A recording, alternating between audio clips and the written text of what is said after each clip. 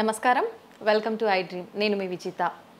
సాధారణంగా మనం ఏ health issue వచ్చినా మానసికంగా కానీ శారీరకంగా కానీ ఒక డైటిస్ట్ని కలవడం అయితే ఏంటి, ఒక సైకాలజిస్ట్ని కలవడం అయితే ఏంటి, ఒక న్యూట్రిస్ట్ దగ్గరికి వెళ్ళడం అయితే ఏంటి, ఇలా రకరకాల డాక్టర్స్ దగ్గరికి మనం వెళ్తూ ఉంటాము, సమస్యకు తగ్గట్టుగా చూస్ చేసుకుంటుంటాం. కానీ న్యూట్రిషనిస్టు సైకాలజిస్టు ఇద్దరి కాంబినేషన్ ఇదైతే మనం రేర్గానే చూస్తుంటాం. ఆ రేర్ కాంబినేషన్ పర్సన్ ఎవరైతే ఉన్నారో ఇప్పుడు దానికి సంబంధించిన మేడం నాతో పాటు ఉన్నారు. ఆ మేడం ఎవరంటే న్యూట్రిషనిస్ట్ శ్రీదేవి గారు. ఇప్పుడు మేడంతో మాట్లాడి మనం మంచి మంచి విషయాల గురించి తెలుసుకుందాం. నమస్తే మ్యామ్, ఎలా ఉన్నారు అని అడగకూడదు కూడా మేడం. చాలా చక్కగా యాక్టివ్గా మంచిగా కనిపిస్తున్నారు. Thank you. అయినా అడుగుతాను మ్యామ్, ఎలా ఉన్నారు? I'm fine, thank you. Ma'am, కొంచెం ఎల్డిఎల్ ఫ్యాట్ పెరిగింది అనగానే చాలా టెన్షన్ పడిపోతుంటారు. వెంటనే డాక్టర్ని కలవాలి, అమ్మో నాకు ఏమైపోతుందో అని చెప్పి హడావిడి చేస్తుంటారు. నిజంగా దాని గురించి అంత భయపడాలంటారా మ్యామ్? యా, ముందు మనం ఎల్డిఎల్ ఫ్యాట్ గురించి మాట్లాడుకునే దానికంటే ముందు అసలు కొలెస్ట్రాల్ అంటే ఏంటి? ఆ కొలెస్ట్రాల్ పేరు చెప్పగానే చాలామంది భయపడిపోతుంటారు. అదేదో చాలా క్లిష్టమైన లేకపోతే వెరీ బ్యాడ్ మెటీరియల్ అన్నట్టుగా బిహేవ్ చేస్తూ ఉంటారు, అవగాహన లోపం మూలాన.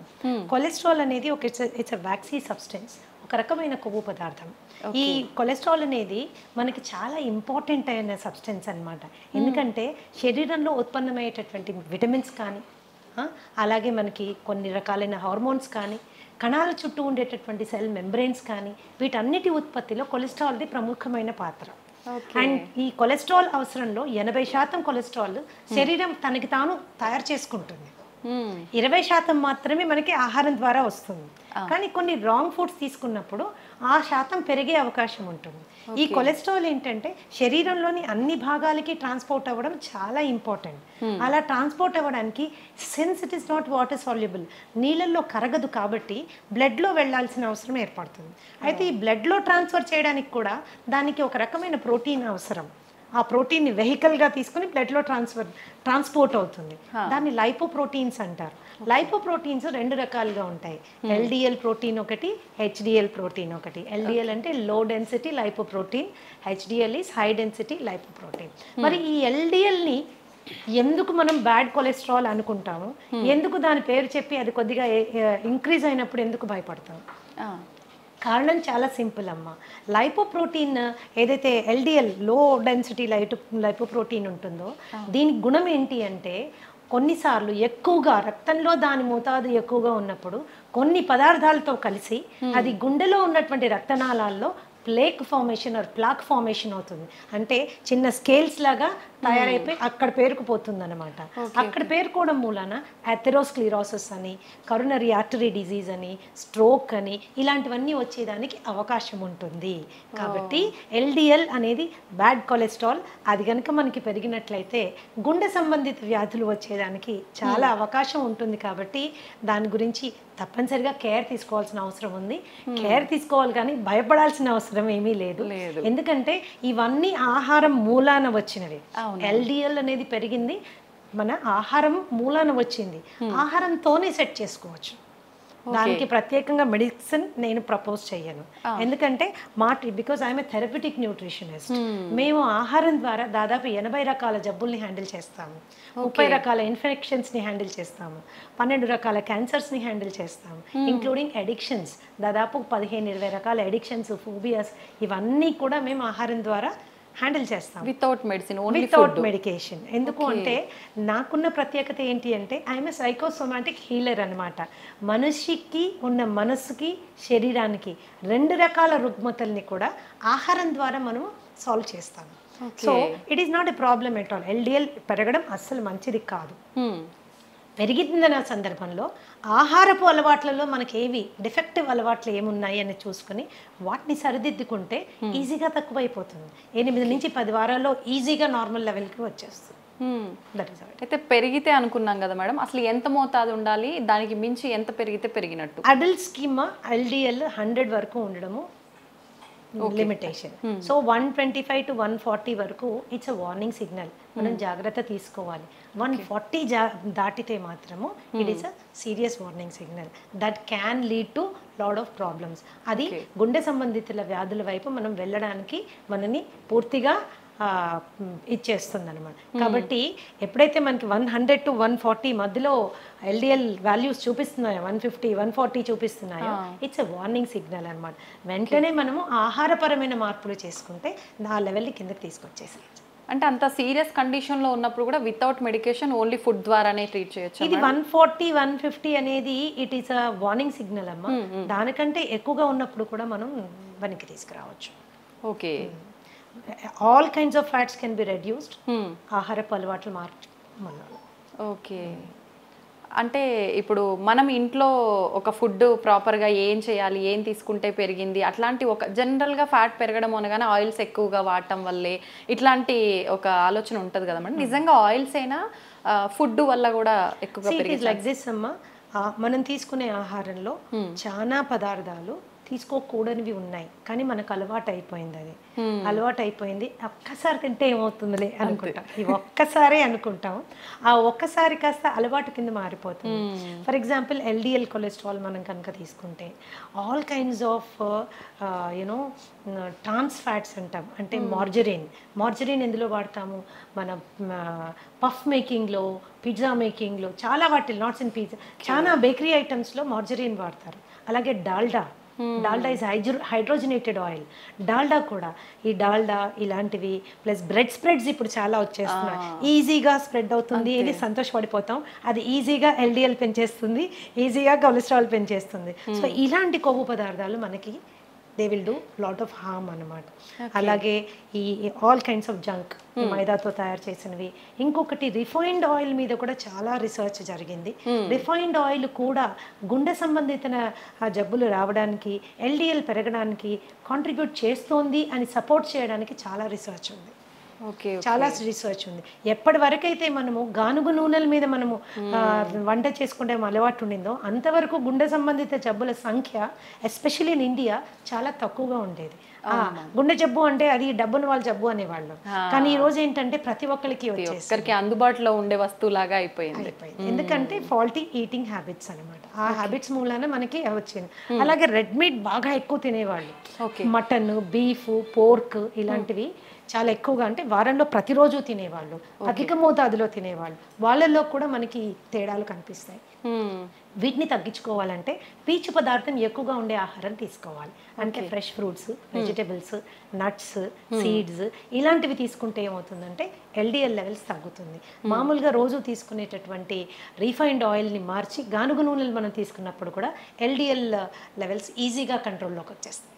ఓకే ఓకే, అంటే డైలీ రొటీన్ అనేది మనం ఒకటి ఫాలో అవ్వాలంటారు మేడం, అంతే కదా? కొలెస్ట్రాల్ డైలీ రొటీన్ అంటే నేనేం చెప్తానంటే డైలీ రొటీన్ కంటే కూడా డైలీ తీసుకునే ఆహార పదార్థాలని మనం ప్రాపర్గా సెలెక్ట్ చేసుకోవడం చాలా ఇంపార్టెంట్. శరీర అవసరాలని దృష్టిలో పెట్టుకొని సెలెక్ట్ చేసుకోవడం చాలా ఇంపార్టెంట్. అంతేగాని టంగ్కి ఎక్కువ ఇంపార్టెన్స్ ఇచ్చి, టేస్ట్కి ఎక్కువ ఇంపార్టెన్స్ ఇచ్చి మనం తీసుకున్నప్పుడు ఏమవుతుంది అంటే అది డెఫినెట్గా it is going to harm us. అలా అని ఎంతసేపు గడ్డి గాదం ఆకులు అలుములు తిని బతికేసేయాలా, ఇంతేనా లైఫ్ అనుకోక్కర్లేదు. టేస్టీగా ఫుడ్ చేసుకుంటూ ఇంట్లో చేసుకుంటూ తినచ్చు. ఎప్పుడైనా ఒకసారి నెలకో 2 నెలలకో మీరు ఒకసారి ఏదైనా తిన్నప్పుడు శరీరం అడ్జస్ట్ చేసుకుంటుంది. It is very smart. Okay, కానీ రోజు దాన్ని అలవాటు చేసుకుంటే మాత్రం చాలా కష్టం. కొన్ని మార్పులు తెచ్చుకోవాలి. ఓకే, అయితే మేడం చెడు కొలెస్ట్రాల్ పెరగకుండా ఉండాలంటే మనం ఫుడ్ ఇలాంటివి తీసుకోవాలి. ఎస్డిఎల్ బ్యాలెన్స్డ్గా ఉండాలి అని అంటే ప్రత్యేకించి ఏమైనా ఫుడ్స్ మెయింటైన్ చేయాలంటారా డైలీ లైఫ్ స్టైల్లో? ఇప్పుడు హెచ్డిఎల్ అంటే high density lipoprotein. High density lipoprotein good cholesterol అంటారు. ఎందుకు గుడ్ అంటారు అని తెలుసుకోవడం ఫస్ట్ ఇంపార్టెంట్. ఎందుకంటే ఈ కొలెస్ట్రాల్ యొక్క ప్రాముఖ్యత చాలా ఎక్కువగా ఉంది. అది శరీరంలో మొత్తం అన్ని భాగాలకి వెళ్ళడానికి, రక్తం ద్వారా వెళ్ళడానికి ఈ లైపోప్రోటీన్ మనకి పనికొస్తుంది.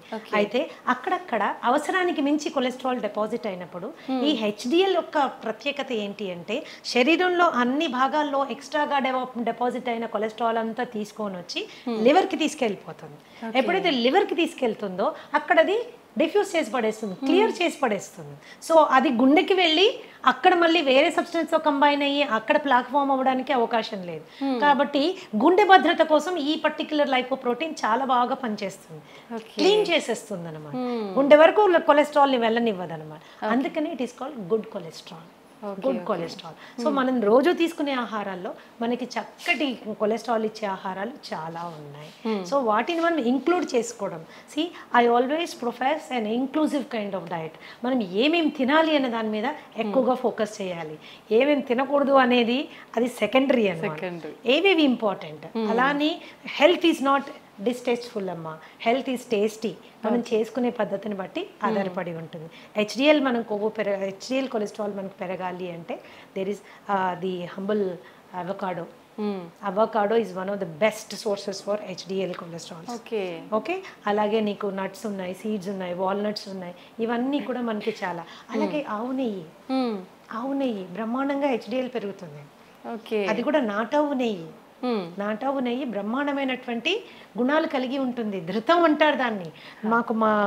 ఒక్కొక్కసారి ఒక సత్సంగంలో ఉన్నప్పుడు గురువుగారు చెప్పారు, పాతకాలంలో ధృతం అంటే ఏంటి అంటే చనిపోయిన వాళ్ళలో కూడా ప్రాణ ప్రతిష్ఠ చేయగలిగినటువంటి అద్భుతమైన గుణం కలిగింది అని అర్థమట. మరి అది నిజమో కాదో నాకు తెలియదు, కానీ ఆయన చెప్పిన విషయం నాకు చాలా నచ్చింది. ఇంకో మాట కూడా ఏం చెప్పారంటే ఆస్తులు అమ్ముకైనా ధృతం కొనుక్కొని దాంతో తినాలన్నారు. అంటే నెయ్యికున్నటువంటి ప్రాముఖ్యత అది. కొద్ది కాలం ఏంటంటే నెయ్యి తింటే లావైపోతారు, నెయ్యి తింటే కొలెస్ట్రాల్ వస్తుంది. ఇది చాలా తప్పమ్మా. ఎస్పెషల్గా మనం ఇంట్లో ఆవు పాలు కొనుక్కొని చేసుకునే నెయ్యి అతి శ్రేష్టం. రీసెంట్గా ఒక రీసెర్చ్ నేను I would like to share with you. చపాతీలు పూరీలు మనని డయాబెటీస్ వైపు నొట్టి పడేస్తున్నాయి అన్నది అందరికీ తెలుసు. ఈవెన్ పుల్కా కావచ్చు, చపాతీ, గోధుమ పిండి. అయితే అదే గోధుమ పిండి చేసిన రొట్టె మీద నెయ్యి రాసుకుని తింటే మాత్రము కొద్దిగా దాని గ్లూకోజ్ లెవెల్స్ తక్కువగా వస్తున్నాయి అన్నది లేటెస్ట్ రీసెర్చ్. అంటే నెయ్యికున్న ప్రాముఖ్యత అలాంటిది అనమాట.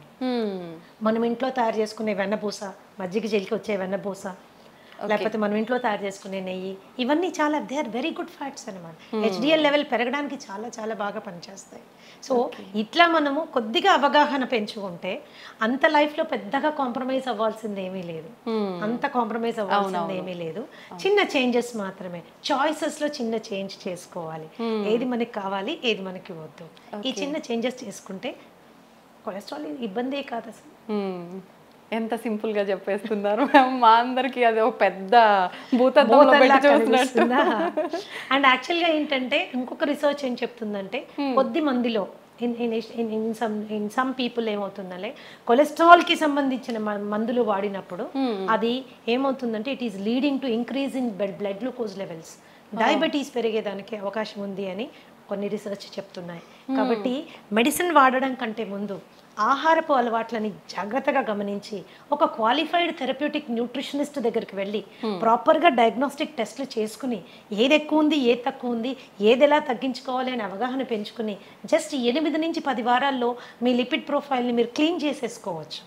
ఒక్కటే సలహా ఏంటి అంటే కేవలం ఏదో యూట్యూబ్లో వీడియో చూసో లేకపోతే ఫేస్బుక్లో పోస్ట్ చూసో స్వంత వైద్యం చేసుకుంటే మాత్రము it is going to be little difficult. ఏదైనా సైంటిఫిక్ గా హ్యాండిల్ చేయాలి. మ్యామ్, నెయ్యి విషయానికి వస్తే మీరు ఇందాక నెయ్యి గురించి చెప్పారు కాబట్టి చాలా మంది నెయ్యి ఫుడ్ తో కాకుండా డైరెక్ట్ స్పూన్ తో తింటూ ఉంటారు. అట్లా తీసుకోవడం మంచిదే అంటే తాగుతూ ఉంటారు. ఎందుకంటే ఆవు నెయ్యిలో ఉండేటటువంటి గుణం ఏంటి ఉందంటే ఇట్ ఈస్ అది డైజెస్ట్ అయ్యాక మనకి బ్యూట్రిక్ యాసిడ్ ఫామ్ అవుతుంది. అందరికీ తెలుసుకోవాల్సిన విషయం ఏంటంటే మన మొత్తం మాయల పకీరు ప్రాణం చిలకలో ఉన్నట్టు మనిషి యొక్క ఆరోగ్య రహస్యం అంటే మానసిక ఆరోగ్యం కానీ శారీరక ఆరోగ్యం కానీ మన పొట్టలో పేగుల్లో ఉందన్నమాట. ఈ పేగుల్ని గట్ అంటారు. ఈ గట్లో 4300 రకాలైనటువంటి సూక్ష్మక్రిములు ఉన్నాయి. దీంట్లో మంచివి ఉన్నాయి, చెడ్డవి ఉన్నాయి. మంచివి ఎప్పుడు కూడా అధిక సంఖ్యలో ఉండడం మన ఆరోగ్యానికి చిహ్నం అన్నమాట. మంచివి పెంచడానికి అవసరమైనటువంటి తైలం నెయ్యి. సో నెయ్యి మీరు కూరల్లో వేసుకొని చేసుకోవచ్చు, అన్నంలో మొదటి ముద్దలో వేసుకొని తినచ్చు, గోరువెచ్చని నీళ్ళల్లో కలుపుకొని తాగొచ్చు, ఏదన్నా చేయొచ్చు. ఈ అన్ని రూపాల్లో మీరు తీసుకునే నెయ్యి మీ గట్ హెల్త్కి చాలా ఉపయోగపడుతుంది. ఆ నెయ్యి మరి ఎలాంటి నెయ్యి తీసుకోవాలి, that is an important question.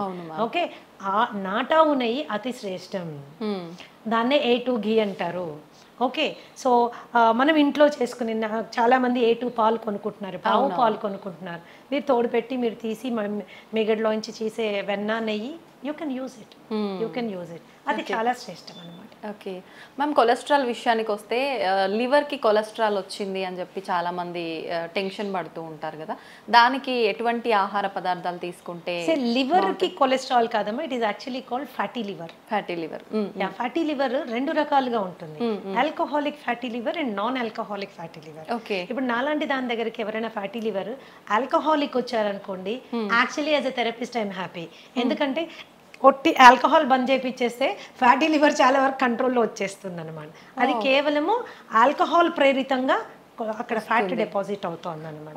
But non alcoholic fatty liver disease is very dangerous. ఇది రాముడు బుద్ధిమంతుడు అంటాడు కదా, స్మోక్ చేయడు, బయటకు వెళ్ళి ఏమి తినడు, ఇష్టం వచ్చినట్టు బిహేవ్ చేయడు, అలాంటి వాళ్ళకి వచ్చేటటువంటి ఫ్యాటీ లివర్ కండిషన్ ని non alcoholic fatty liver condition అంటారు. దానికి మనము చాలా ఆహారపరమైన జాగ్రత్తలు తీసుకోవాలి. మరి ముఖ్యంగా కార్బోహైడ్రేట్ విపరీతంగా తినడం తగ్గించేసుకోవాలి. అలాగే ట్రాన్స్ ఫ్యాట్స్ మనం తీసుకోవడం తగ్గించుకోవాలి. అలాగే ఎల్డిఎల్ లెవెల్ కంట్రోల్లో ఉండేటట్టుగా మనం చూసుకోవాలి. ఈ ఫ్యాటీ లివర్ వచ్చిన వాళ్ళలో చాలా మందికి fatty liver is sometimes considered as a predisposing character for diabetes. అంటే షుగర్ రావడానికి ముందు చాలా మందికి ఫ్యాటీ లివర్ వచ్చేస్తుంది. దాన్ని చాలా తేలికగా తీసుకుంటారు. ఏం లేదండి, కాస్త ఎక్సర్సైజ్ చేయండి, కాస్త ఇలా ఉండండి, కాస్త అలా ఉండండి అని. That is not the way. You have to take it serious. ఎందుకంటే ఈ ఫ్యాటీ లివర్ స్టేజ్ 1 నుంచి స్టేజ్ 2, స్టేజ్ 2 నుంచి స్టేజ్ 3, అక్కడి నుంచి ఫైబ్రోసిస్, సిరోసిస్, క్యాన్సర్ వరకు వెళ్ళే అవకాశం ఉంటుంది. కాబట్టి దాన్ని ఈజీ తీసుకోవడానికి వీల్లేదు. So basic foods for example కీరా జ్యూస్ బ్రహ్మాండంగా పనిచేస్తుంది ఫ్యాట్లో లివర్ తీసేయడానికి. నిమ్మరసము, ద హంబుల్ నిమ్మరసం, కాస్టే లేదు దాన్ని. So health is actually very economic, inexpensive అనమాట. చిన్న అవగాహన మనం తెలుసుకుంటే we will able to do it అన్నమాట. అండ్ ఫ్యాటీ లివర్ ఉంది అని మనకి ఎప్పుడు డౌట్ వస్తుందంటే, కొద్దిగా కుడివైపు బొజ్జ అంటే చేతులు కాళ్ళు సన్నగానే ఉన్నాయి, పొట్ట మాత్రమే ముందుకు వస్తుంది. ఎస్పెషల్లీ కుడివైపు మనం చెయ్యి వేసుకుని అంటే కొద్దిగా గట్టిగా కూడా తగులుతోంది అంటే వెంటనే వెళ్ళి ఒకసారి ఫ్యాటీ లివర్ చెక్ చేసుకోవడం చాలా చాలా ఇంపార్టెంట్. డయాబెటీస్ వచ్చింది అనుకుంటే కూడా వచ్చిన డయాబెటీస్ డిటెక్ట్ అయిన తర్వాత కంపల్సరీ ఫ్యాటీ లివర్ వెళ్ళి చెక్ చేసుకోవడం చాలా ఇంపార్టెంట్. ఏ స్టేజ్లో ఉంది, దట్ ఈస్ ఇంపార్టెంట్. దాన్ని కూడా తగ్గించుకుంటూ వెళ్ళాలి మనం, దట్ ఈస్ ఇంపార్టెంట్. ఇది కూడా మోతాదు ఏమైనా ఉంటుందా మ్యామ్, పర్సంటేజ్ ఫ్యాటీ లివర్? అట్లా కాదంటే మీరు అల్ట్రాసౌండ్ అబ్డామెన్ కి వెళ్ళినప్పుడు వాళ్ళు చెక్ చేసి మీకు గ్రేడ్ చెప్పేస్తారు. ఓకే. ఆ రిపోర్ట్ పట్టి మనకి స్టేజ్ 1 లో ఉన్నారా, స్టేజ్ 2 లో ఉన్నారా, స్టేజ్ 3 లో ఉన్నారా తెలిసిపోతుంది. Okay okay ma'am, dairy products విషయానికి వస్తే ఏవి తీసుకోవాలి, ఏవి తీసుకోకూడదు? నిజంగా కొంతమంది చెప్తుంటారు డైరీ ప్రొడక్ట్స్ స్కిప్ చేయడమే మంచిది, ఇప్పుడు అన్నిట్లో హార్మోన్కి సంబంధించిన ఇంజెక్షన్లు ఇలాంటివన్నీ వస్తున్నాయి కాబట్టి అని. నిజంగా ఏవి తీసుకుంటే బాగుంటుంది మ్యామ్? నేను గతంలో కూడా చాలాసార్లు చెప్పానమ్మా. చాలా మంది వాదనకి కూడా దిగుతారు. మన తాతలు, తండ్రులు, ముత్తాతలు అందరూ పాలు తాగారు, ఇప్పుడు మీరు ఎందుకు చెప్తున్నారు పాలు తాగకూడదని? పాలు డెఫినెట్ గా ఇట్స్ ఏ హోల్సమ్ ఫుడ్. మరి పిల్లలకి ప్రోటీన్ ఎలా వస్తుంది, పిల్లలకి మనకి కాల్షియం ఎలా వస్తుంది, ఇవి రెండు మనకు కావాలంటే పాలు తాగాలి కదా. మన చిన్నప్పటి నుంచి తాగాం కదా, ఇప్పుడు మీరు కొత్తగా ఇలాంటి వింత విషయాలు చెప్తున్నారు ఏంటి అని. సో తప్పులు మీరు చెప్పింది కూడా కరెక్టే. ఎప్పుడో మన తాతల తండ్రులంతా పాలు తాగారు, కానీ అప్పుడు ఆవులు వేరు, అప్పుడు పాలు వేరు. ఇప్పుడు ఆవులు వేరు, ఇప్పుడు పాలు వేరు. ఓకే. సో ఇప్పుడు చాలా సందర్భాల్లో మనం ప్యాకెట్ పాలు తెచ్చుకుంటే అవి అసలు పాలో కాదో మనకు తెలియదు. పాలల్లో నీళ్లు కలిపారనుకోండి, that is a healthy thing. అంటే ఓన్లీ నీళ్లు ఉన్నాయని సంతోషపడచ్చు మనం, కానీ నీళ్లు కాకుండా ఇంకెన్నెన్నో కలిపేస్తే అవి విషమై మనని ఎన్నో విధాలుగా మనని ఇబ్బంది పెడుతున్నాయి. మిల్క్ మీరు తీసుకున్నట్లయితే దాని ప్రోటీన్ కంటెంట్ కానీ, దాని కాల్షియం కంటెంట్ కానీ, నాన్ మిల్క్ సోర్సెస్ చాలా ఉన్నాయి. మీ మునగాకు తీసుకోండి. ఓకే. ఫర్ ఎగ్జాంపుల్ టేక్ మునగాకు, నువ్వులు తీసుకోండి. దానిలో ఉన్న కాల్షియం కానీ, దానిలో ఉన్న ప్రోటీన్ కానీ, మునగాకు పచ్చిదానికంటే కూడా ఎండు పౌడర్ ఏదైతే ఉంటుందో, మునగాకు పౌడర్ ఏదైతే ఉంటుందో బ్రహ్మాండంగా కాల్షియం లెవెల్స్ అనమాట. ఓకే. ఎన్నో రెట్లు పాల కంటే ఎక్కువగా ఉంటుందని.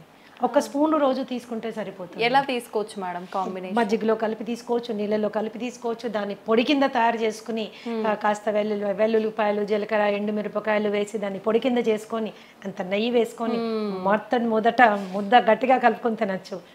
టేస్టీ ఉంటుంది, హెల్త్కి హెల్త్ వస్తుంది. ఓకే. అయితే ఈ మిల్క్ ఇప్పుడు ఏం చేస్తుంది, మిల్క్లో ఒక ప్రోటీన్ ఉంటుంది కేసిన్ అని. ఈ కేసిన్ చాలా మందికి ఎలర్జిక్ కండిషన్స్ ప్రొడ్యూస్ చేస్తుంది.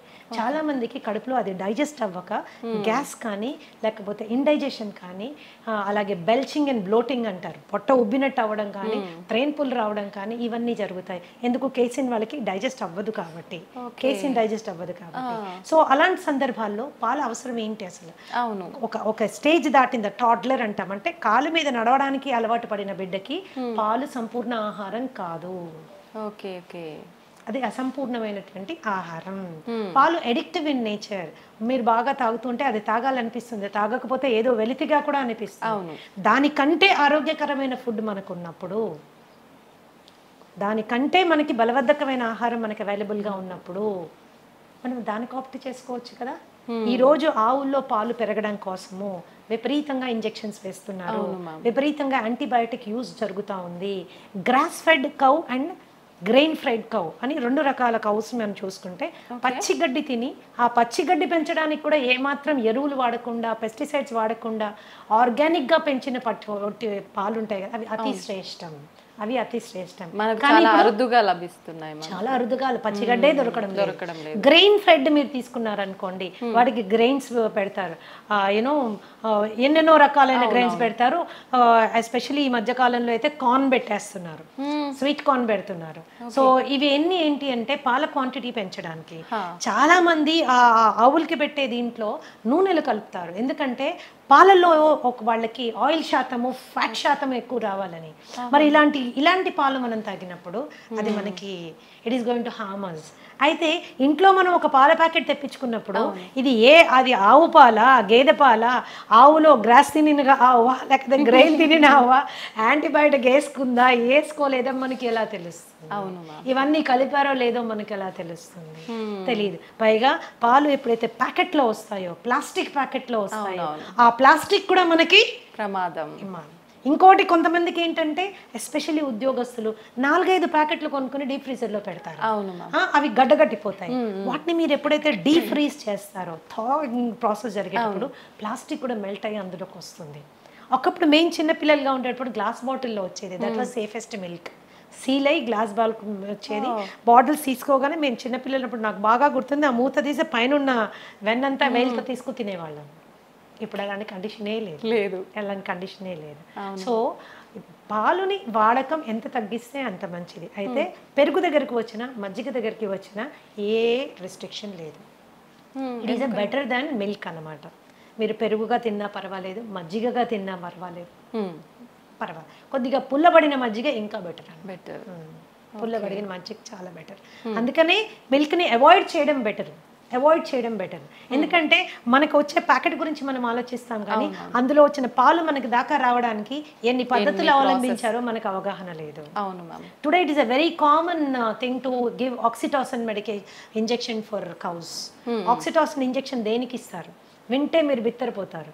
పాల పొదుగులోంచి పాలు పిండేటప్పుడు ఈజీగా పాలు బయటికి రావడం కోసము ఆ ఇంజెక్షన్ ఇస్తారు. మనకు కూడా ఆక్సిటాసిన్ ఇంజెక్షన్స్ ఇస్తుంటారు. మనం ఎప్పుడు యూస్ చేస్తారో తెలుసా మీకు? డెలివరీలో బిడ్డ ఈజీగా బయటికి రావడానికి కోసం యూస్ చేసేటటువంటి ఇంజెక్షన్ ఆక్సిటాసిన్ అన్నమాట. కండరాలు లూజ్ అయ్యి బిడ్డ ఈజీగా బయటికి రావడానికి. యానిమల్స్ కి కూడా ఆక్సిటాసిన్ ఇంజెక్షన్ దానికోసమే ఇస్తారనమాట. బట్ దేనికి వాడుతున్నాం ఈరోజు?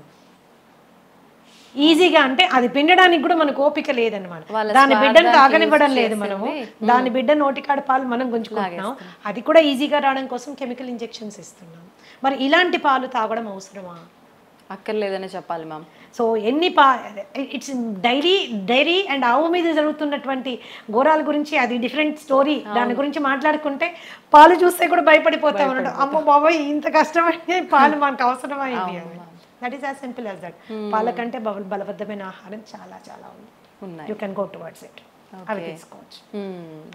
ఆల్టర్నేట్ మిల్క్స్ కూడా ఉన్నాయి. మీ బాదం మిల్క్, తర్వాత ఈ కోకోనట్ మిల్క్, దాని తర్వాత యూ హ్యావ్ కాజు మిల్క్, రాగి మిల్క్, జొన్న పాలు, మిల్లెట్ పాలు, ఇలా మనకు చాలా ఉన్నాయి విచ్ ఆర్ మోర్ న్యూట్రిషియస్. పాలు దేనికి తాగెత్తున్నామో ఆ న్యూట్రిషన్ ఇవ్వగలిగినవి, ఇంకా ఎక్కువ శాతంలో ఇవ్వగలిగిన పాలు మనకు చాలా ఉన్నాయి. ఓకే. ఇంకా కొంతమంది అడుగుతూ ఉంటారు నన్ను, మేడం పాల ప్యాకెట్లో పాలు తీసుకోమంటారా, లేకపోతే టెట్రా ప్యాక్ తీసుకుంటే ఏమైనా ప్రాబ్లం వస్తుందా? టెట్రాపాక్. అవును మ్యామ్. టెట్రాపాక్ మీద చాలా హెవీ రీసెర్చ్ జరిగిందమ్మా. టెట్రాపాక్లో పాలు రీసెర్చ్ చేసినప్పుడు, ఫ్రెష్ మిల్క్ చేసినప్పుడు డెఫినెట్గా టెట్రాపాక్లో ఉన్న పాలలో పోషక విలువలు తక్కువ ఉంటాయి అనేది నిర్వివాదాస్పదం. You don't have to discuss about it. It is clear. ఎందుకు అలాగా? పాలు అవి పాస్చరైజ్ చేస్తారు అండ్ హోమోజినైజ్ చేస్తారు. హోమోజినైజ్డ్ అండ్ పాస్చరైజ్డ్ మిల్క్ ఎప్పుడైతే హీట్ చేసి కూల్ చేస్తారో దాంట్లో పోషక విలువలు తక్కువ అయిపోతాయి. కాకపోతే టెట్రాపాక్లో మీరు తీసుకున్నప్పుడు ఏంటంటే హైజీన్ అండ్ శానిటేషన్ ఎక్కువ, ఇన్ఫెక్షన్ కాజింగ్ జర్మ్స్ కానీ అది మనకి ఉండదు. పైగా ఏమీ అడిటివ్స్ యాడ్ చేయరు దాంట్లో. ఏమి దాన్ని ప్రిజర్వ్ చేయడానికి ఏమీ బయట నుంచి యాడ్ చేయరు. సో పోషక విలువలు ఫ్రెష్ మిల్క్ కంటే కొంచెం తక్కువైనా అది సేఫ్ మిల్క్ కాబట్టి టెట్రాపాక్ లో మిల్క్ వాడుతూ ఉంటారు. That is how it is. ఇప్పుడు ఫ్రెష్ గా తీసుకున్న పాలు వి డోంట్ నో దాంట్లో ఏమేమి ఉన్నాయో తెలియదు, అందులో ఎన్ని పెస్టిసైడ్ రెసిడ్యూస్ వస్తాయో తెలియదు, ఎన్ని మాన్యూర్ రెసిడ్యూస్ వస్తాయో తెలియదు, బ్యాక్టీరియల్ ఇన్ఫెస్టేషన్ కానీ వైరల్ ఏదైనా మైక్రో ఆర్గానిజం ఉందేమో మనకి తెలియదు. ఓకే, రెండు తెల్లగానే ఉంటాయి అంతే. మనం పాల రూపంలో తీసుకునే వాళ్ళకైతే ఆల్టర్నేట్ ఆప్షన్స్ చాలా ఉన్నాయి మీరు చెప్పారు. కొంతమంది తెల్లారితే కానీ టీ లేనిది వాళ్ళకి తెల్లారదనే వాళ్ళు చాలా మంది ఉంటారు. అలాంటి వాళ్ళ పరిస్థితి ఏంటి మ్యామ్? టీ కాఫీ అనేవి దేనికి తాగుతాం? నా పద్ధతి ఏంటంటే దేనికైనా ఏ పద్ధతికైనా ఎందుకు అని ముందు తెలుసుకుంటే అది మనకు అవసరమా లేదు అని నిర్ణయం తీసుకోవచ్చు. రైట్. ఓకే, మన డైలీ లైఫ్లో మనకున్న స్ట్రెస్ మూలాన చాలా మందికి హెడేక్స్ రావడము, ఆ స్ట్రెస్ మూలాన మైగ్రేన్స్ రావడము, డల్గా ఫీల్ అవ్వడము ఇవి అవుతాయి. టీ అండ్ కాఫీలో ఏముంటుంది? కెఫీన్ ఉంటుంది. ఈ కెఫీన్ ఏం చేస్తుంది? నర్వస్ సిస్టమ్ని టెంపరీగా ఉత్తేజపరుస్తుంది. ఓకే, టెంపరీగా ఉత్తేజపరుస్తుంది. ఎప్పుడో ఒక రోజు ఒక గుక్క తాగినంత మూలాన మనకి పెద్ద వదిలేదు. అది అలవాటు చేసుకుంటే it is addictive in nature. It is addictive in nature అనమాట.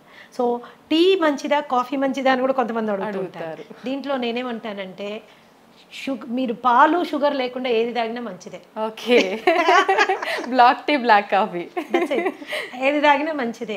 ఇంకా మీరు బ్లాక్ టీని చాలా లైట్ గా చేసుకొని దాంట్లో కొద్దిగా నిమ్మరసం యాడ్ చేసుకొని కొన్ని నానబెట్టిన సబ్జా గింజలు వేసుకొని దాంట్లో కొద్దిగా ఒక 2 or 3 leaves ఆఫ్ మింట్ అంటే మన పుదీనా కట్ చేసి వేసుకొని తాగండి, అద్భుతంగా ఎంజాయ్ చేస్తారు.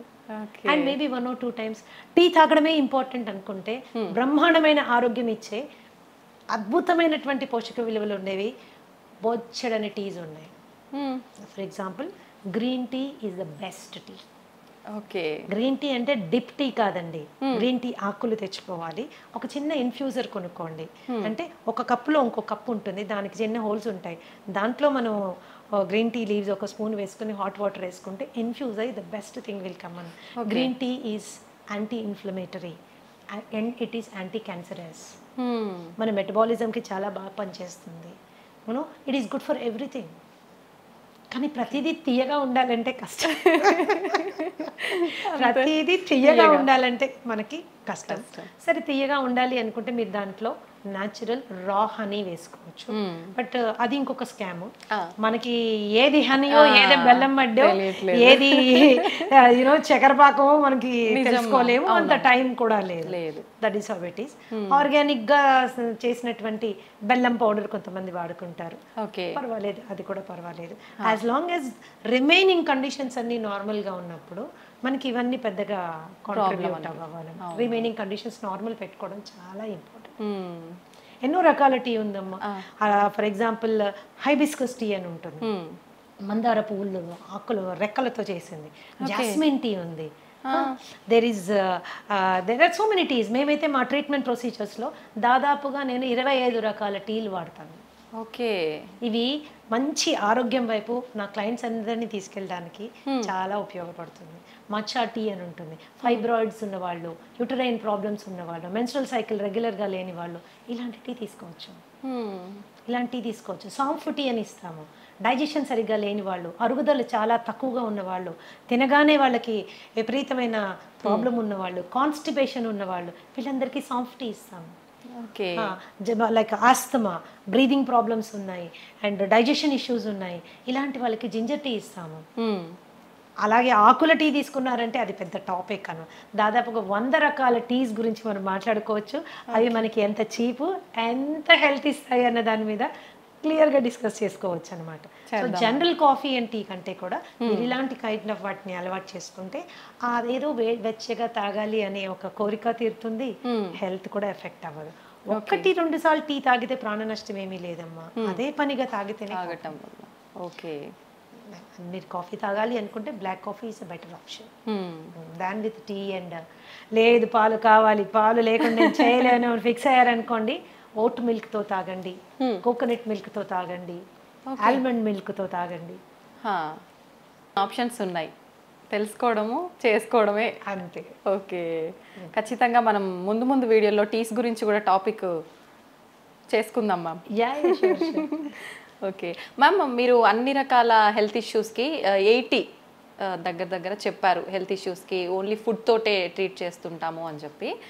డయాబెటీస్కి కూడా అలానేనా మేడం? డయాబెటీస్ వచ్చిన వాళ్ళు ఖచ్చితంగా లైఫ్ లాంగ్ మెడిసిన్ వాడాల్సిందే అని అంటుంటారు కదా, దానికి కూడా ఫుడ్ ద్వారా తగ్గించవచ్చు అంటారా?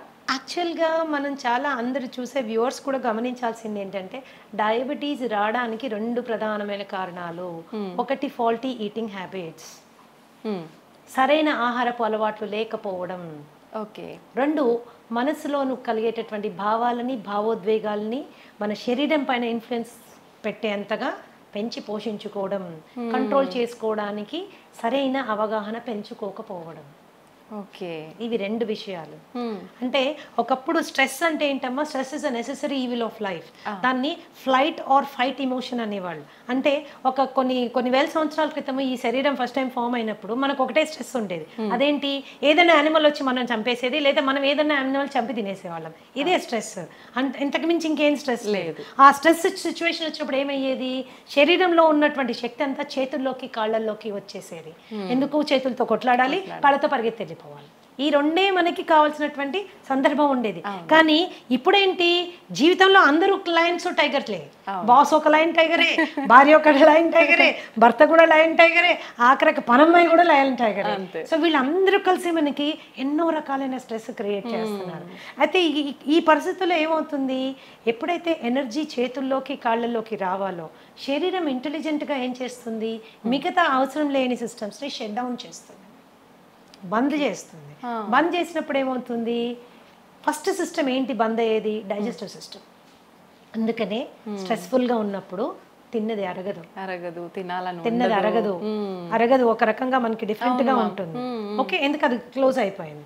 తర్వాత అది రిలాక్స్ అయిపోయి మళ్ళీ స్టార్ట్ అయినప్పుడు ఏంటి, మళ్ళీ అంటే డైజెషన్ ప్రాసెస్ కొద్దిగా ఆగి జరుగుతుంది అనమాట. It is not giving us proper ఇది. అండ్ ఇంకొకటి, డయాబెటీస్కి వచ్చేసరికి చాలా మంది ఓన్లీ 3 రకాల టెస్టులు చేసుకొని ఆ డయాబెటీస్ని హ్యాండిల్ చేయాలనుకుంటారు. అంటే for example fasting sugars, post lunch sugars, ఇప్పుడు HbA1c, ఈ 3 మాత్రమే చేసుకుని వాళ్ళు డయాబెటీస్ని కంట్రోల్ చేసుకోవడానికి రకరకాల మందులు తీసుకుని ముందుకు వెళ్తూ ఉంటారు. నేనేమంటానంటే, ఏ జబ్బు మనకి వచ్చినా రూట్ కాజ్ తెలుసుకోవడం చాలా ఇంపార్టెంట్. నాకు డయాబెటీస్ ఎందుకు వచ్చింది, వై. సో మా దగ్గర మేము ట్రీట్మెంట్ చేసేటప్పుడు కూడా ఖచ్చితంగా రూట్ కాజ్ అనాలిసిస్ అని 13 రకాల బ్లడ్ టెస్టులు చేయిస్తాం to understand the inside of a person, లోపల ఏం జరుగుతోంది. చాలా మటుకు మనకి అవుట్వర్డ్గా మనకి సిమ్టమ్స్ తెలియవు. అవును ma'am, we don't feel it. వెళ్ళి చెక్ చేసుకుంటే కానీ మనకి తెలియదు. That is how it is. And ఈ డయాబెటీస్ వచ్చిన వాళ్ళు టైప్ 2 డయాబెటీసా, టైప్ 1 డయాబెటీసా, బేసిక్ వాళ్ళు తెలుసుకోవాల్సి ఉంటుంది మనకి. ఒకవేళ టైప్ 2 డయాబెటీస్ మనం మాట్లాడుకుంటే సి పెప్టైడ్ అని ఒక టెస్ట్ ఉంటుంది. సీరం ఫాస్టింగ్ సి పెప్టైడ్ అంటే ఏం భోజనం చేయకుండా సి పెప్టైడ్ టెస్ట్ చేసుకుని ఆ సి పెప్టైడ్ వాల్యూ మనకి ప్యాంక్రియాస్ ఎంత పనిచేస్తుంది, ప్యాంక్రియాస్ పని చేయకపోవడం మూలానే డయాబెటీస్ వస్తుంది. కాబట్టి ప్యాంక్రియాస్ పనితీరు ఏ విధంగా ఉంది, ఎంత ఇన్సులిన్ ప్రొడ్యూస్ చేయగలుగుతుంది అనేది ఎస్టిమేట్ చేయడము very very very very important. అది ఎప్పుడైతే మనం ఎస్టిమేట్ చేసుకుంటామో, ప్యాంక్రియాస్ ప్రొడక్షన్ బాగానే ఉంది అనుకుంటే 100% మనకి డయాబెటీస్ రివర్సిబుల్ అవుతుంది. If you C peptide value is 1 and more, ఏది fasting C peptide value 1 and more ఉంటే కనుక 100% మనం ఆ డయాబెటీస్ని రివర్స్ చేసుకోగలము. కానీ 1 కంటే కిందకి వెళ్ళిపోతున్నప్పుడు, 5.5 కంటే కిందకి వెళ్ళిపోతున్నప్పుడు it is going towards type 1 diabetes అన్నమాట. ఈ టెస్ట్ చేయకుండా, ఈ నిర్ధారణ కాకుండా దాన్ని హ్యాండిల్ చేయడం అనేది నా ప్రకారము I feel it's a defective way of looking at it. Okay. Okay. And మనం అనుకుంటాం వైట్ రైస్ తినడం మూలాన, ఇంకోటి తినడం మూలాన, షుగర్ తినడం మూలాన. చాలా మంది నా క్లయింట్స్ వచ్చి చెప్తాను, నేను షుగరే తినట్లేదు మేడం, ఎప్పుడో మానేసాను, నోరు కట్టేసుకున్నాను, అయినా షుగర్ పెరిగిపోతుంది అని. సో మీరు ఏం తిన్నా అది షుగర్ కింద మారుతుంది, ఓకే. ఏం తిన్నా అది షుగర్ కింద మారుతుంది. అంటే మరి అన్ని తినడం మానేసేమా? చాలా మంది ఈ షుగర్ పేషెంట్స్ వీక్ అయిపోతారు, ఎందుకంటే భయపడిపోతారు. అమ్మో ఇది తిరిగితే షుగర్ పెరుగుతుంది, అది తింటే షుగర్ పెరుగుతుంది, అది తినకూడదు, ఇది తినకూడదు, అది మానేయండి, ఇది మానేయండి. అది కాదు, ఫస్ట్ లోపల ఏం లోపాలు ఉన్నాయో తెలుసుకోవాలి. ఓకే. లోపల ఏం లోపాలు ఉన్నాయో తెలుసుకోవాలి. వైటమిన్ డి లెవెల్స్ ఎన్ని ఉన్నాయో మనకు తెలియాలి. And there is direct and indirect relationship between vitamin D levels and diabetes. అది మనం ఖచ్చితంగా తెలుసుకోవాలి. B12 ఎంత ఉంది, దానికి దీనికి కనెక్షన్ ఏంటి? యా, వైటమిన్ సి, దాని పరిస్థితి ఏంటి, దానికి డయాబెటీస్కి కనెక్షన్ ఏంటి? Lots of research is available. ఎంతసేపటికి మనము షుగర్ లెవెల్ని తగ్గించడం మీదనే ఫోకస్ చేయడం బదులుగా శరీరానికి కావాల్సిన శక్తిని, దానికి కావాల్సిన విటమిన్స్ని, దానికి కావాల్సిన మినరల్స్ని, దానికి కావాల్సిన ప్రతి పోరాడే వెపన్ని మనం ఇచ్చాము అనుకోమ్మా, అది డయాబెటీస్ని తన్ని బయటికి తరిమేస్తుంది. That's what it is. It's very simple అన్నమాట. కాబట్టి it is a life style disorder. అది లైఫ్ స్టైల్ అంటేనే మనం పద్ధతులు సరైన నిద్ర లేదు, సరైన ఆహారం లేదు, తీసుకునే ఆహారం టైం ప్రకారం తీసుకోము, అవును, అండ్ విపరీతమైన స్ట్రెస్. ఈ స్ట్రెస్ని మేనేజ్ చేసుకునే దానికి కూడా మనము ఎటువంటి జాగ్రత్త తీసుకోము. అందుకే మా దగ్గరికి వచ్చినప్పుడు మేము ఏం చేస్తామంటే, డయాబెటీస్ని మేము వెనక్కి తీసుకెళ్లే టైంలో, because I'm a psychosomatic healer, ఖచ్చితంగా మానసిక ఒత్తిడిని తగ్గించేటటువంటి ఆహారము, శారీరకమైనటువంటి అవసరాలు అంటే దాని vitamins and mineral balances support చేసేటటువంటివి పెట్టుకుంటూ వెళ్తాం. కాబట్టి ఓకే, ధనాధన్ షుగర్ లెవెల్స్ పడడం స్టార్ట్ అవుతాయండి. ఒకసారి షుగర్ లెవెల్స్ పడడం స్టార్ట్ అయితే మెడికేషన్ డోసేజ్ నెమ్మదిగా తగ్గించుకుంటూ వెళ్తాము. ఒకసారి అలా తగ్గించుకుంటూ వెళ్ళి 1 డే ఆ మెడిసిన్ ఎత్తిపడేస్తాము. ఓకే, ఈ స్టేజ్ని రెమిషన్ స్టేజ్ అంటారు. Remission is purely temporary stage of health.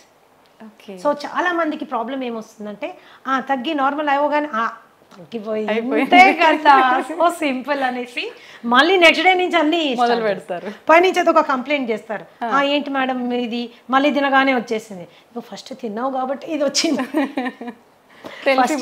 ఫాల్టీగా తిన్నావు కాబట్టి ఇది వచ్చింది, కరెక్ట్ చేసుకున్నావు కాబట్టి తగ్గిపోయింది, కరెక్ట్ చేసుకుని మళ్ళీ బ్యాక్ వెళ్ళావు కాబట్టి మళ్ళీ వస్తుంది. సో నేనేమంటానంటే, ఒక రెమిషన్ స్టేజ్ రాగానే మనం తీసుకున్న జాగ్రత్తని కనీసం 1 సంవత్సర కాలం గనక మనం అలాగే మెయింటైన్ చేసుకోగలిగితే అది రివర్సల్ అయిపోతుంది.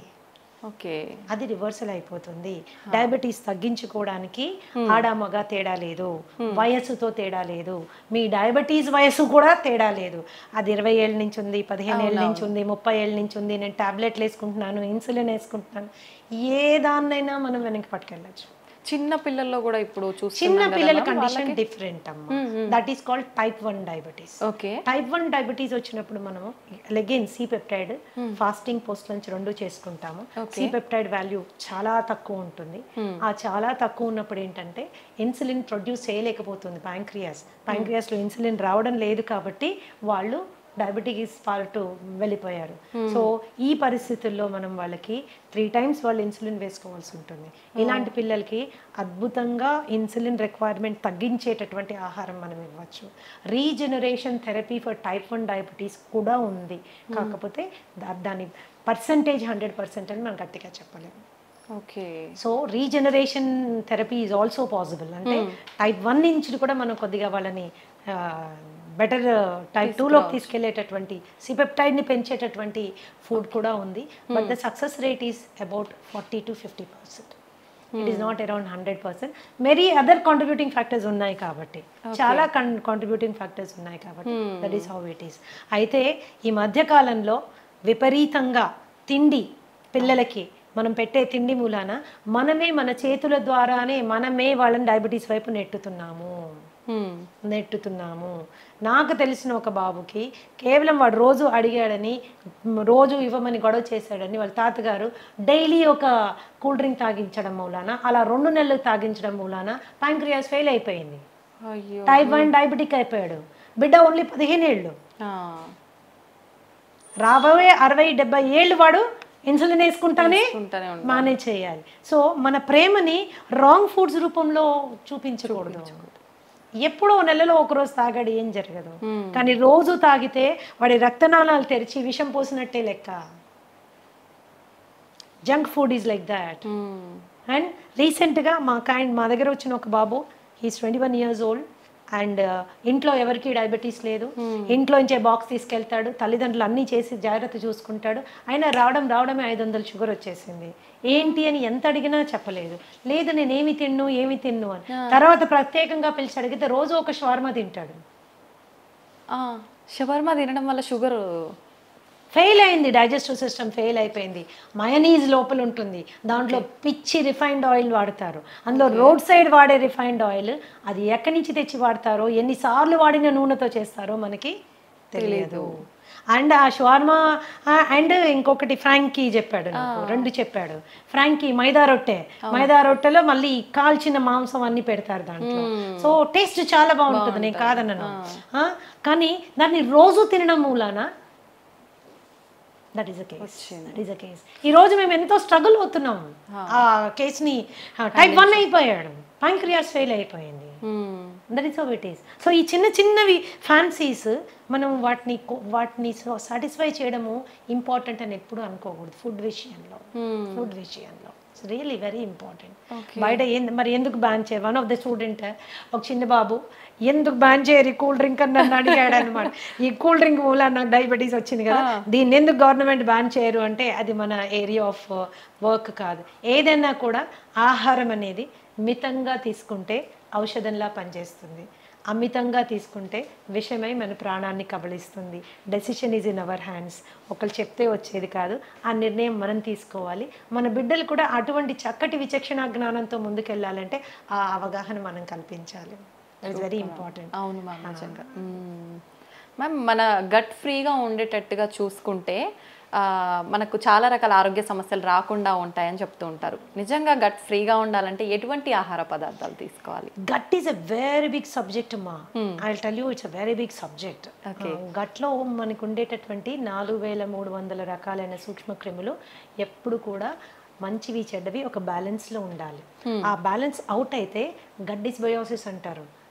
ఓకే, అండ్ ఈ గట్కి బ్రెయిన్కి ఉన్న యాక్సెస్ డిస్టర్బ్ అవుతుంది.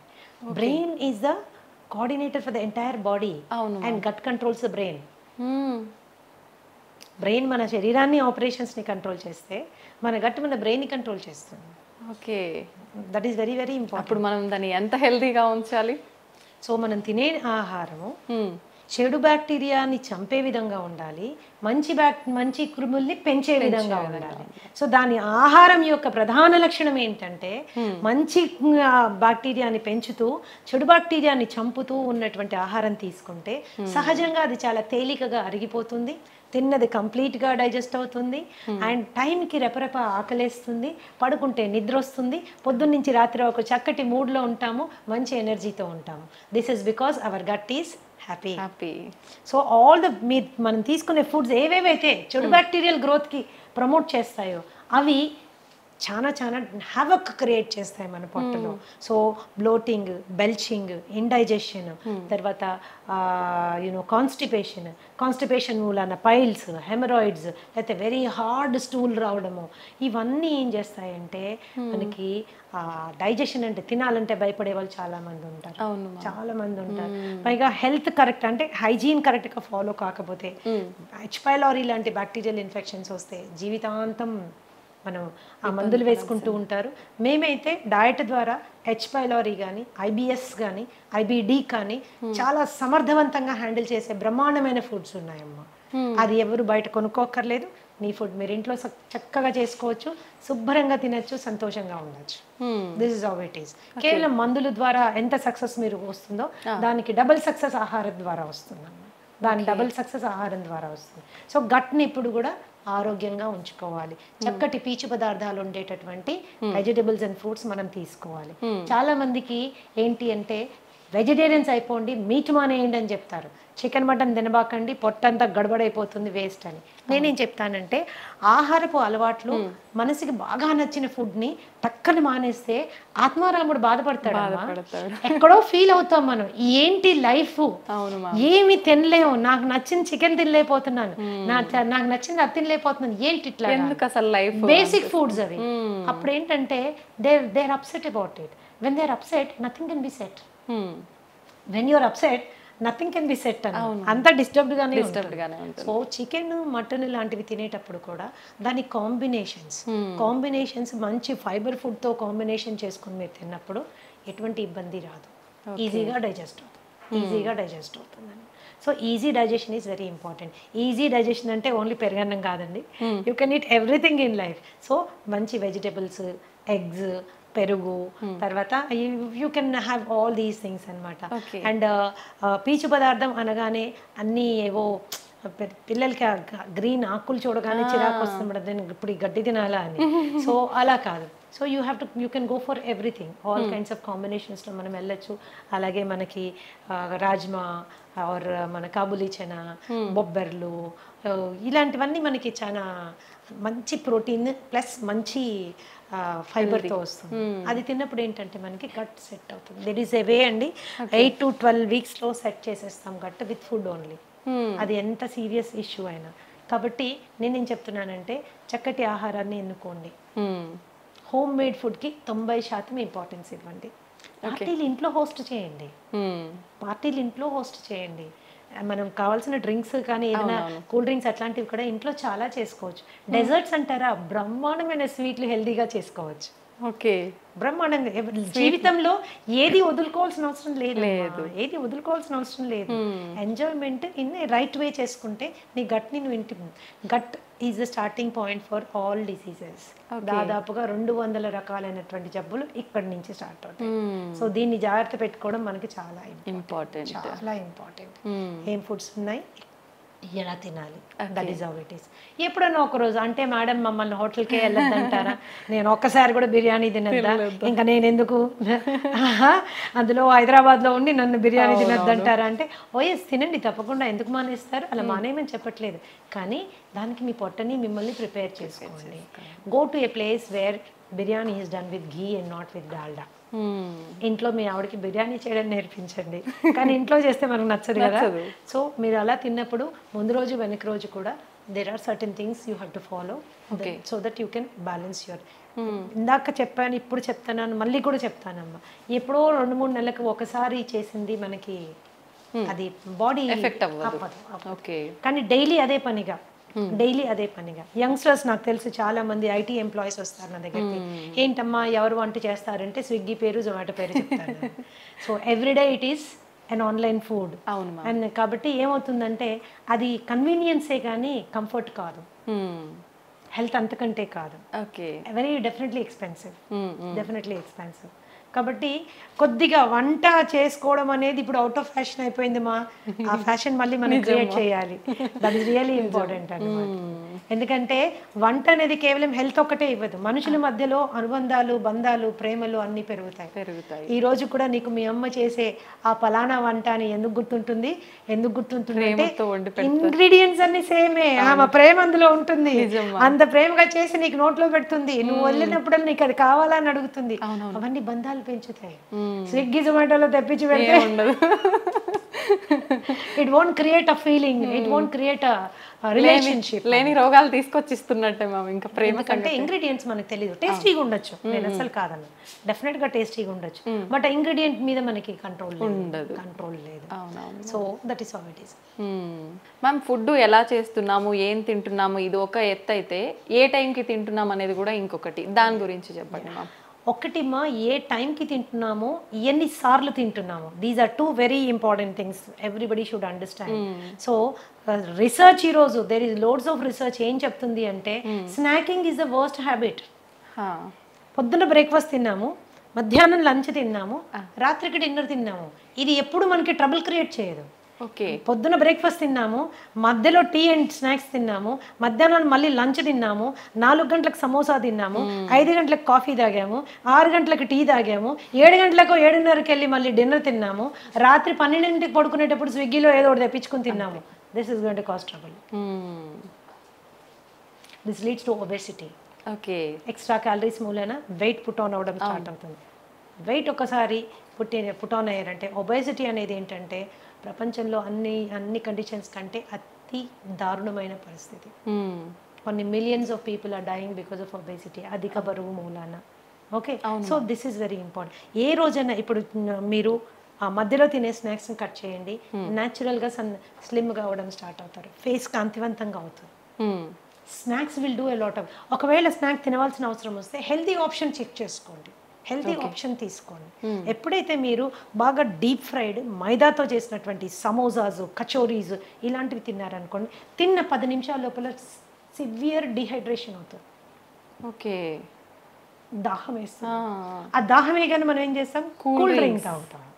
ఈ కూల్ డ్రింక్ తాగితే ఏమవుతుంది, బొచ్చడంత sugar will go in to your blood stream. There is a spurt, sudden గా రేజ్ అవుతుంది, అవసరం లేని క్యాలరీస్. ఆ టైంకి మీరు టెంపరీగా ఎగ్జైటెడ్గా ఉంటారు. తర్వాత ఏమవుతుంది, 15 నిమిషాల లోపల ఈ రైజ్ అయింది టక్ అని పడిపోతుంది. It causes irritation, anxiety and depression. Okay. It is a cycle అన్నమాట. ఇది మన ఆలోచన విధానాన్ని, ఆహారపు అలవాట్లని, శరీర ఆరోగ్యాన్ని మొత్తంగా డిస్టర్బ్ చేసి పడేస్తున్నాను. సో ఆ టైంలో మీరు ఏదైనా హెల్దీ తీసుకోండి, ఫ్రూట్ తినడం అలవాటు చేసుకోండి. ఆకలి వేస్తుంది కదా, ఒక అరటిపండు తినండి, ఒక ఆపిల్ తినండి, దాంతోపాటు సీడ్స్ నట్స్ ఒక డబ్బాలో వేసుకొని పెట్టుకోండి, ఒక గ్రీన్ టీ పెట్టుకోండి, ఒక 3-4 స్పూన్లు నట్లు సీడ్లు తిని చక్కగా గ్రీన్ టీ తాగండి. కడుపులో ఫీలింగ్గా ఉంటుంది, హ్యాపీగా ఉంటుంది, హెల్దీ కూడా. అలాగే there are so many fillers. ఇప్పుడు మీ ఫూల్ మఖానా కానీ, మురమురాలు కానీ, అట్టుకులు కానీ, వీటితో ఎన్నో రకాలైనటువంటి హెల్దీ గ్యాసెస్ రాకుండా ఉండేటటువంటి చేసుకోవచ్చు. మరీ ఆకలి వేస్తుంది అనుకున్నప్పుడు తినచ్చు, అట్లాంటి నో ప్రాబ్లమ్ అబౌట్ ఇట్. కానీ ఆ టెంపరీగా రోడ్ మీద దొరికే బజ్జీలు, పునుగులు అండ్ యూనో సమోసాలు, వాడెవర్ అన్నీ దొరుకుతాయి, అది మాత్రము స్కిప్ చేయాలి. చాలా ఘోరం అది. With due respect to all those people, అది మనకి పడినప్పుడు దాన్ని వదిలేసుకోవడం ఉత్తమమైన విషయం ఇంకొకటి లేదు. And night 7:30 to 8 o'clock is the best time to have your dinner. ఎప్పుడు గుర్తుంచుకోండి, పడుకునే టైంకి, భోజనం చేసిన టైంకి మధ్యలో 3 గంటల వ్యవధి ఉండాలి. మీరు 7 గంటలకల్లా తిన్నారనుకోండి, 10కి పడుకోవచ్చు. ఓకే. 8కి తిన్నారనుకోండి, ఆఫీషియల్గా మీరు 11కి పడుకోవాలి. అవును. 9కి తిన్నారనుకోండి, 12 ఏమవుతుంది, డైజెషన్ మొత్తం డిస్టర్బ్ అవుతుంది, యువర్ స్లీప్ సైకిల్ డిస్టర్బ్ అవుతుంది. ఇలా జరగడానికి వీల్లేదు. You have to remember that. And quantity ఎంత ఏంటి అనేది కూడా మనకి ఎంత అవసరం. ఒకటే రకమైన ఫుడ్ తినే అలవాటు చాలా మందికి ఉంటుంది. కూర నచ్చితే స్టార్టింగ్ నుంచి ఎండింగ్ వరకు అదే కూర, ఇంకొకటి ఏదో నచ్చితే అటు నుంచి అదే కూర. సో ఒక బ్యాలెన్స్డ్ డైట్ ప్లేట్ అనేది మనము మెయింటైన్ చేసుకోవాలి, అన్నీ ఉండేటట్టు చూసుకోవాలి, ఆల్ కైండ్స్ ఆఫ్ థింగ్స్. ఇప్పుడు టైం మనకి లేదు, అన్నిటికీ మన బాస్ కోసం టైం ఉంది, ఉద్యోగం కోసం టైం ఉంది, టార్గెట్స్ కోసం టైం ఉంది, కానీ మన కోసం మనకి టైం లేదు.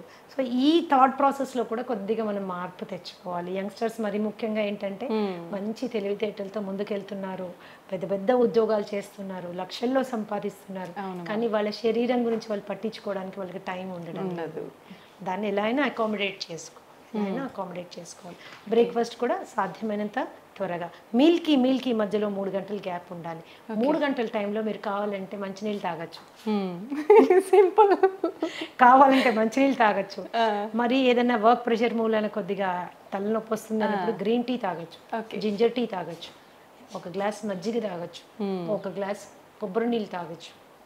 Okay, these are the best alternatives. ఆ స్నాకింగ్ మానేసేయాలి. ఎస్పెషల్లీ డయాబెటీస్ ఉన్న వాళ్ళైతే మీరు స్నాకింగ్ మానేసిన వెంటనే మీకు కనీసం ఒక 10-20 యూనిట్లు షుగర్ తగ్గుతుంది అనమాట. Okay, that's how it is. These are the important factors you have to remember. ఎప్పుడు బ్రేక్ఫాస్ట్ చక్కగా హెవీగా తీసుకోండి, దానికంటే కొద్దిగా తక్కువగా లంచ్, లైట్గా డిన్నర్. ఓకే లైట్గా dinner so that you don't store all that on to yourself. And తినగానే పడుకోవడము, తినగానే అరగంటలోనే నడిచేస్తుంటారు, అలా చేయకండి ప్లీజ్. 1.5 hour గ్యాప్ వచ్చాక కానీ మీరు నడవడానికి వీల్లేదు. Oh that is how it is. So ఇవి బేసిక్ మీల్ పీరియడ్స్ మీరు అండ్ మీకు నచ్చిన విధంగా మీరు తీసుకోవచ్చు. ఒక జనరల్ హెల్త్ ఫార్ములా చెప్తాను, ఒక general health formula which is good for everybody. So మనము ఇండియన్స్ ఏంటంటే especially south Indians starch oriented అంటే కార్బ్ ఓరియంటెడ్ డయట్లో మనం ఉంటాము. ఇప్పుడు మనకు అంతా రిఫైన్డ్ అండ్ పాలిష్డ్ ఫుడ్ కాబట్టి అది చాలా వరకు not doing lot of harm కాబట్టి ఒక చిన్న రేషియోలో మనం ఆహారం తయారు చేసుకోవచ్చు. ఏంటది? 20% ఫుడ్ కార్బోహైడ్రేట్. మీరు అందులో అన్నం తింటారో, ఒక పులక తింటారు, లేకపోతే ఒక జొన్న రొట్టె తింటారో, మీరు ఏం తింటారో ఒక 20% నుంచి 25% వరకు కార్బ్స్ వచ్చేటట్టు తినండి. అలాగే 30 నుంచి 35% వరకు please go for protein. Okay, గుడ్లు, పన్నీరు, తోఫు, చికెన్, తర్వాత మటన్ కూడా తీసుకోవచ్చు. మనం అంటే ఎవ్రీడే కాదు, జనరల్గా చెప్తున్నాను, అన్నీ ఇలా మీరు తీసుకోవచ్చు. అండ్ అట్లీస్ట్ 40% ఎనర్జీ కొవ్వులోంచి వచ్చేటట్టుగా మీరు డైట్ని మోడిఫై చేసుకుంటే, నెయ్యిలోంచి, కోకోనట్ ఆయిల్లోంచి, అవకాడోస్లోంచి, ఎస్ మనం తీసుకునే నట్స్ అండ్ సీడ్స్లోంచి మనకి ఎనర్జీ వచ్చేటట్టు పెట్టుకుంటే ఏమవుతుంది? It will balance your metabolism అనమాట. And especially life style disorders like you know BP కానీ, షుగర్ కానీ, ఇలాంటివి, థైరాయిడ్ కానీ, ఇలాంటివి రాకుండా మనము సేఫ్ గార్డ్ చేసుకోవచ్చు. ఎప్పుడు కూడా 0 కార్బోహైడ్రేట్ డైట్ ఎవరు తినకూడదు. ఓకే, ఎందుకంటే నర్వస్ సిస్టమ్కి కావాల్సిన ఎనర్జీ అంతా కార్బోహైడ్రేట్. ఓకే, నర్వస్ సిస్టమ్ కావాల్సినంత ఎనర్జీ కార్బోహైడ్రేట్. మీరు అసలు కార్బోహైడ్రేటే లేదనుకోండి, దెబ్బతింటుంది. That's going to cause lot of harm అన్నమాట. 0 కార్బోహైడ్రేట్ డైట్ ఎప్పుడు తీసుకోవద్దు. చాలా మంది చేసేస్తుంటారు, డైట్ అన్ని మానేస్తారు, ఉట్టి వెజిటబుల్స్ మాత్రమే. అందులో కూడా కొద్దిగా కార్బోహైడ్రేట్ ఉంటుంది, కానీ మనకు కావాల్సింది సరిపోదు అది. ఓకే ఓకే, మేము క్యాన్సర్ పేషెంట్స్కి కూడా 10-15% కార్బోహైడ్రేట్ పెడతాం నేను. ఓకే, బికాస్ నర్వస్ సిస్టమ్ మనము మేనేజ్ చేయాలి, బ్లాక్అవుట్ అయిపోతాం లేకపోతే. ఓకే, ప్రోటీన్ కూడా విపరీతం ప్రోటీన్ తీసుకోకండి. 1/2 కిలో చికెను, 1/2 కిలో మటను, లేకపోతే ఒక డజన్ గుడ్లు, కొన్ని డైట్స్ నేను విన్నాను. ఇవేమవుతుందంటే మనకుండే కిడ్నీ ఎంత ఇంత, దాని మీద ఎంత లోడ్ వేసింది కిడ్నీ ప్రోటీన్, దాని ప్రోటీన్ ఫిల్ట్రేషన్ ఎక్కడ జరుగుతుంది? కిడ్నీలో జరుగుతుంది. లోడ్ వేయబాకండి, పీస్ఫుల్గా మీ డయట్లో 30-35% మీరు ప్రోటీన్ పెట్టుకోండి. మిగతా అదంతా ఎనర్జీ ఫ్యాట్లో వచ్చేటట్టు పెట్టుకోండి. కనీసం 40 నిమిషాలు ఏదన్నా మీరు జీవితాంతం చేయగలిగిన ఎక్సర్సైజ్ చేయండి. Any exercise which you can do always, అలాంటి ఎక్సర్సైజ్ చేయండి. సాధ్యమైనంత వరకు ప్రశాంతంగా ఉండే ప్రయత్నం చేయండి. That's how it is. It is a simple formula for health అన్నమాట. ఓకే, నిజంగా చాలా సంతోషం మ్యామ్. ప్రతి ఒక్కరికి కూడా మనము ఫుడ్ చేంజ్ చేసుకొని ఒక బ్యాలెన్స్ డైట్ మెయింటైన్ చేస్తే హెల్తీగా ఉంటాము అనే ఐడియా ఉంటుంది. బట్ అసలు ఏం తీసుకోవాలి, ఎలా తీసుకోవాలి, ఎంత మోతాదులో తీసుకోవాలి, ఇది ఒక పెద్ద సమస్య మ్యామ్. నిజంగా మీరు ఎంత క్లియర్గా అంటే ఎంత మాకు వద్దు అనుకునే వాళ్ళు కూడా కూర్చొని విని బ్యాలెన్స్ అది ఫాలో అయ్యే విధంగా చెప్తారు మ్యామ్. చేసుకోవాలి. That is how it is. Thank you ma'am, thank you very much. నమస్తే మ్యామ్.